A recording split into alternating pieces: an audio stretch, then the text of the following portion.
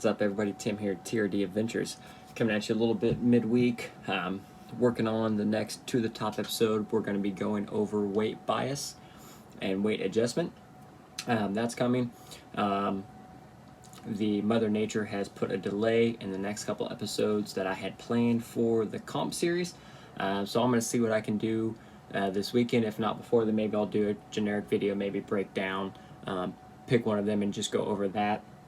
Or actually, sorry, I don't want to do that. I'm going to maybe just go over some of the basics because I have several changes over the next few for a little bit, so I don't want to do a premature video while I'm waiting on parts. In the meantime, it's here. We got a cliffhanger body. We're excited. My kid in a candy store.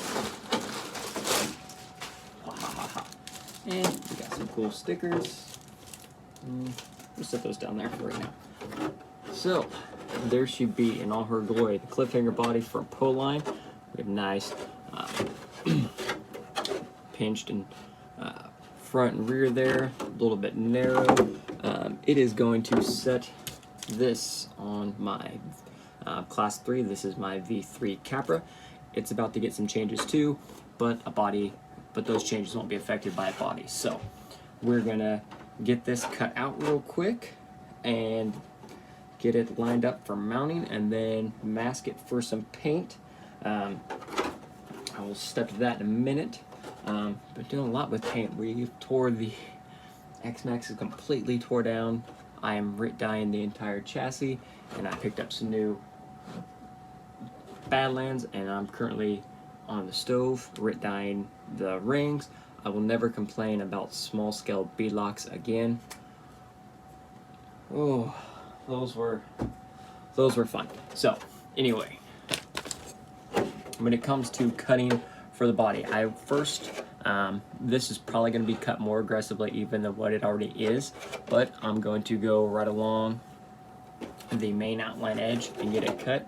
First we're going to use the old hobby knife, trace through and snap what we can, and then if you don't have, I definitely recommend getting some Lexan scissors, some curved and some straight.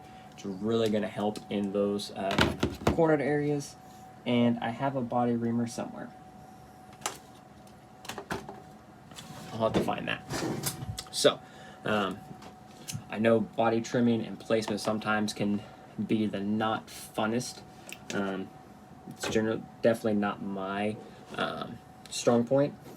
As far as my artistic level, it stops when I purchase. I may make some things look decent, solid 10 footers until we get up close. So, all right, so we got it all cut and trimmed, looking good. And it does look to be like it is going to be a pretty awesome fit here. So we're going to do my best here to center up everything. Make sure everything is centered. I think I'll even be able to use the IERC sliders as well.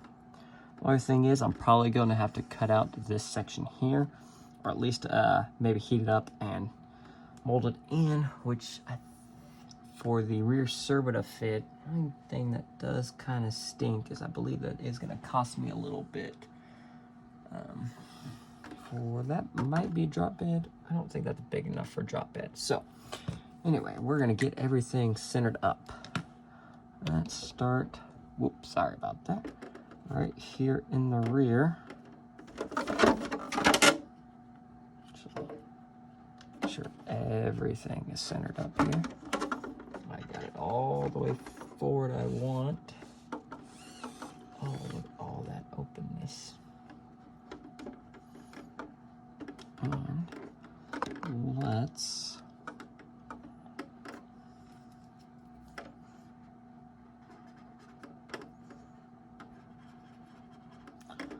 mark those two for the rear, and then the front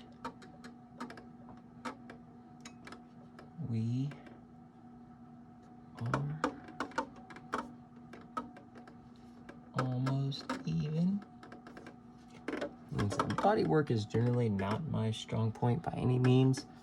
I make do, but actually, let me just make sure that is fully straight up and down there.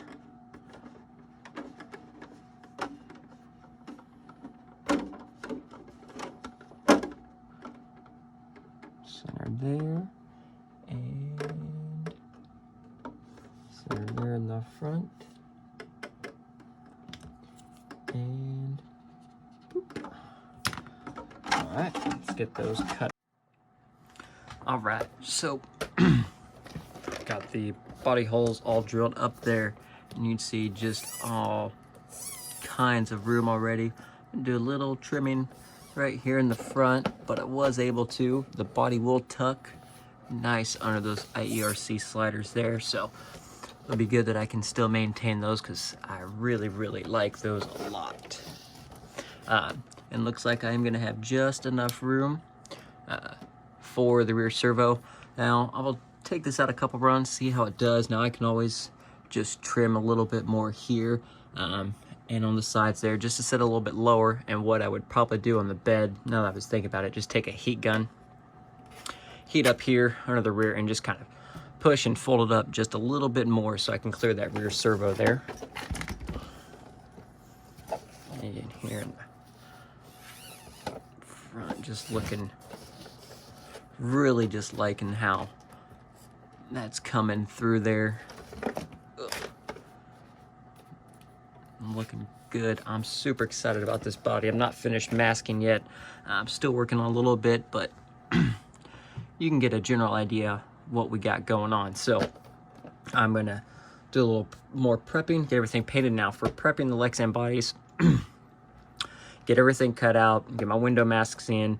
If I'm doing any and then wash out the body, I use like a nice warm little soapy warm water on a paper towel, wipe everything through, and then a real nice soft dry towel again, and wipe everything out, let it air dry for a minute upside down so everything kind of goes down, it doesn't collect anything, and then get everything taped off. Go through the layers of paint and everything you need to, then pull masks and everything else you need to. So we'll update this one here if I get it painted tonight. Otherwise I will probably have to paint it tomorrow. Well, turn the bathroom into a makeshift paint booth. Maybe a few non-judgmental looks from the wife, but bam, Cliffhanger body is painted with a two-tone paint on this one. I was really trying to decide. I wanted to maybe just split it straight down the middle, but I decided this diagonal paint scheme here was going to look good.